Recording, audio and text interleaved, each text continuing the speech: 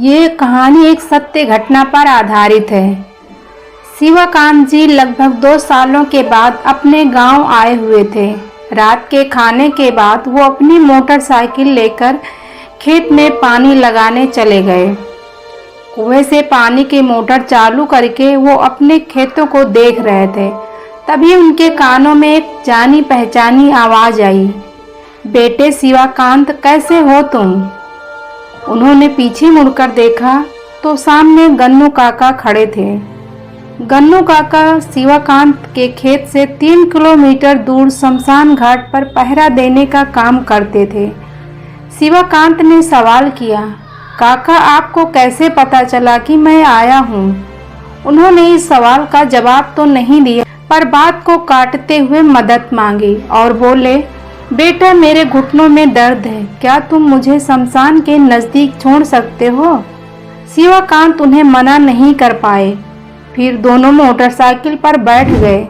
रास्ता गड्ढों और पत्थरों से भरा था, इसलिए शिवकांत ने काका से कहा कि आप अपना हाथ मेरे कंधे पर रख लो।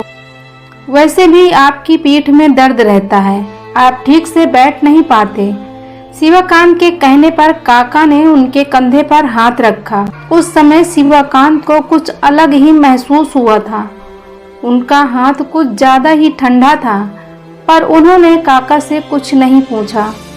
फिर वो दोनों काका के शमशान वाले घर पर गए। शिवकांत वहाँ 2 मिनट बैठे।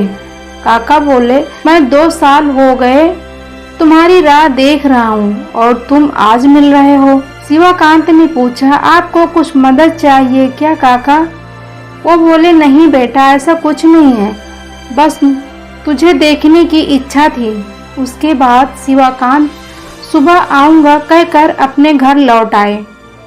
सुबह नहाने के बाद जब वो नाश्ता कर रहे थे तब उनका दोस्त मोहित आया और बोला, शिवकांत चल, हमें शमशान वाले गन्नू काका के घर जाना है। शिवकांत ने कहा, क्यों, क्या हुआ? तो मोहित ने जवाब दिया कि आज उनकी 13वीं है। ये सुनते ही शिवकांत के हाथों से नाश्ते की प्लेट छूट गई। वो बोले, भाई क्यों डरा रहा है? कल रात को ही मैं काका को अपनी मोटरसाइकिल पर घर छोड़कर आया हूँ। मोहित बोला, ये क्या बोल रहा है? अगर तुझे मेरी बात पर यकीन नहीं है तो तू खुद चलकर क्यों नहीं देख लेता?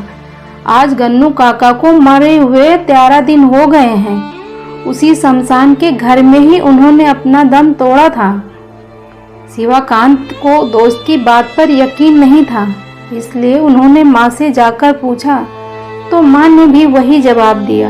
इस तरह से गन्नू काका की आत्मा शिवकांत को आखिरी बार मिलने आई थी। दोस्तों, ये सत्य घटना आप लोग को कैसी लगी? कमेंट करके हमें ज़रूर बताएं।